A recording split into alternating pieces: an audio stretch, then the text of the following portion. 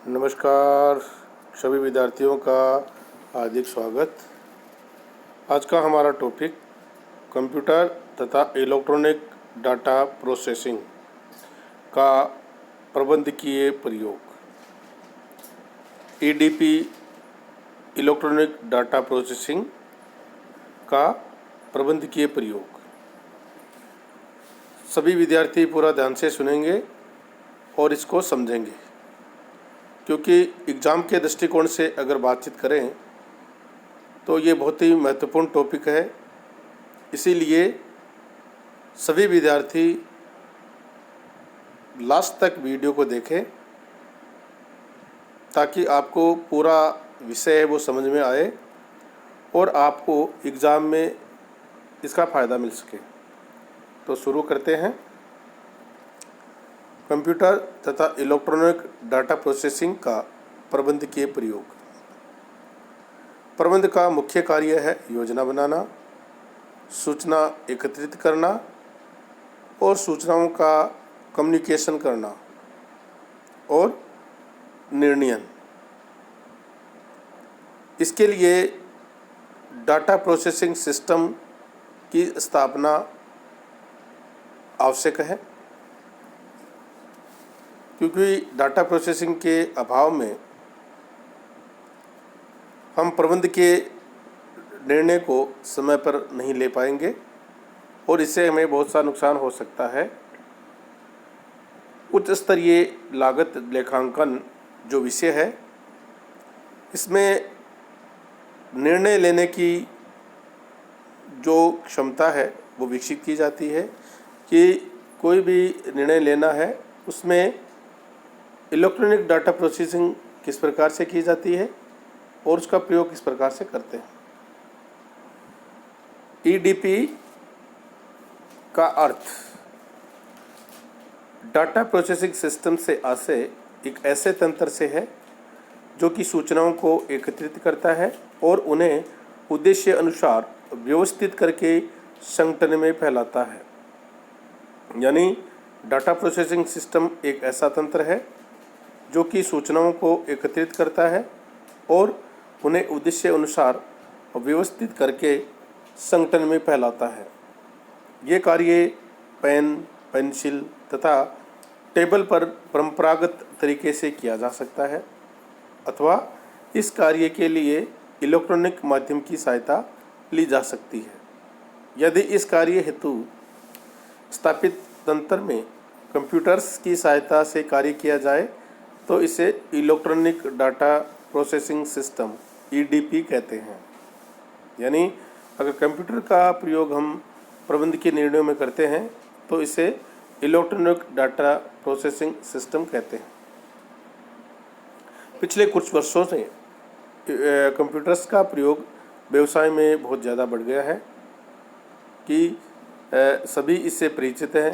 फिर भी परिभाषा के रूप में कंप्यूटर्स एक ऐसा साधन है जो समंकों को स्वीकार करके समंक ऊपर वर्णित क्रिया करके समंकों को प्रोसेसिंग करके तथा उन क्रियाओं के फलस्वरूप प्रदान करके समस्या का हल कर सकता है।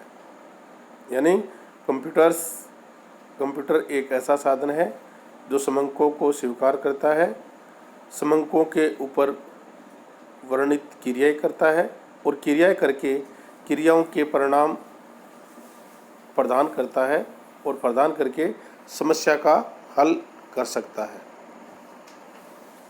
इसी के संबंध में स्टोकन व कर्लाक के अनुसार उन्होंने एक परिभाषा दी है।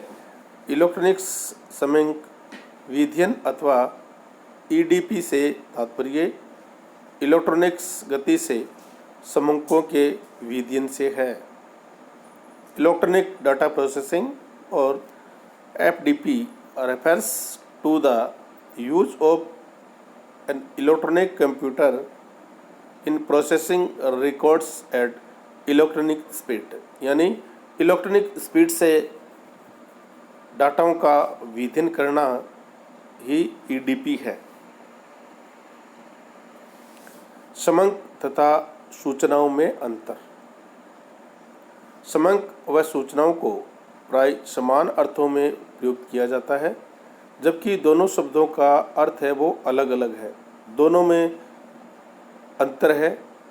नंबर 1, डाटा यानी समंक यानी डेटा एक शब्द है, यानी एक वचनीय शब्द है जिसका एक वचन डेटम है, अतः डाटा शब्द का प्रयोग अशुद्ध है। अगर हम डाटा शब्द का प्रयोग करते हैं तो अशुद्ध है, क्योंकि डेटा एक वचनीय शब्द है जिसका एक वचनीय जो रूप है वो डेटम, कहता है डाटा शब्द का प्रयोग अशुद्ध है। जबकि सूचनाओं के लिए प्रयुक्त इंफॉर्मेशन या इंफॉर्मेशंस दोनों शब्द प्रयोग किए होते हैं, जो क्रमशः एक वचन अथवा बहुवचन के रूप में प्रयुक्त किए जाते हैं। समंक एक कच्चे माल की भांति होते हैं जिनका अपने आप में कोई महत्व नहीं है। डाटा क्या है? एक कच्चे माल की भांति होते हैं जिनका अपने आप में कोई महत्व नहीं है। समंकों का एक या अधिक रूप से विध्यन करके सूचनाएं प्राप्त होती हैं और वही प्रबंध के द्वारा प्रयोग की जाती है। वही सूचनाएं हैं वो प्रबंध के द्वारा प्रयोग की जाती है। इस प्रकार से सूचनाएं वर्गीकृत व परिशोधित समंक हैं, यानी सूचनाओं को क्लासिफाई करके उनको परिशोधित डाटा मान सकते हैं। समंक से तात्पर्य सामान्यतः संख्यात्मक तथ्यों से लिया जाता है, यानी समंक जिसको डाटा कहते हैं उनको हम समंक यानी आंकड़ों में लेते हैं, जबकि सूचनाएं हैं वो आंकड़ों और वर्णनात्मक दोनों रूपों में प्रयुक्त की जाती है। इलेक्ट्रॉनिक समंक विध्यन का क्षेत्र, यानी इलेक्ट्रॉनिक डाटा प्रोसेसिंग का क्षेत्र क्या है, किस किस क्षेत्र में इसका प्रयोग किया जाता है। समंक के विध्यन से तात्पर्य कई प्रकार के कार्यों से है जिन्हें हम भली भांति परिचित हैं। ये कार्य अब तक मानवीय श्रम द्वारा किए जाते थे या मानव द्वारा किए जाते थे, परंतु अब ये कार्य इलेक्ट्रॉनिक अर्थात कंप्यूटर के द्वारा किए जाते हैं।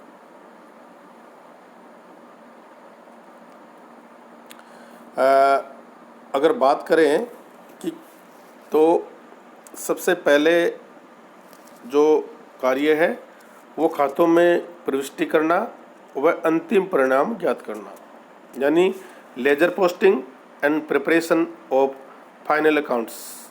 ये एक प्रकार से विभिन्न समंकों का वर्गीकरण है।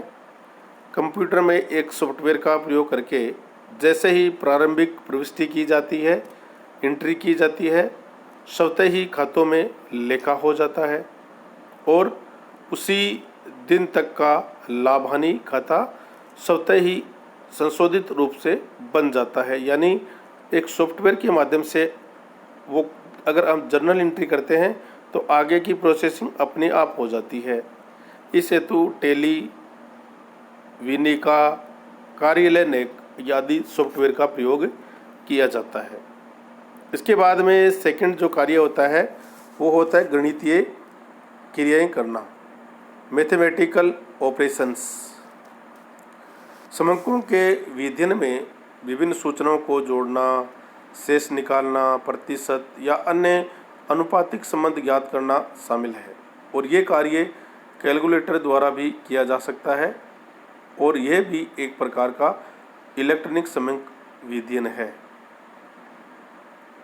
थर्ड है क्रमानुसार विन्यासित करना, ऑर्डरली अरेंजमेंट करना, यानी संग्रहित समंकों को कई प्रकार से व्यवस्थित या विन्यासित किया जाता है, जैसे कि प्रत्येक देनदार के खाते का शेष कम शेष वाले खाते से अधिक शेष वाले खाते से विन्यासित करना अर्थात विपरीत करना, विभिन्न देनदारों के खातों को उनके नाम के क्रमानुसार अल्फ़ाबेटिकल ऑर्डर में जमाना, ये कितनी अवधि से उसमें बकाया है उसी क्रम में खाते में जमाना, ये सभी सूचनाएं अलग अलग उद्देश्यों की पूर्ति हेतु करती है और ये कार्य कंप्यूटर द्वारा आसानी से किया जाता है।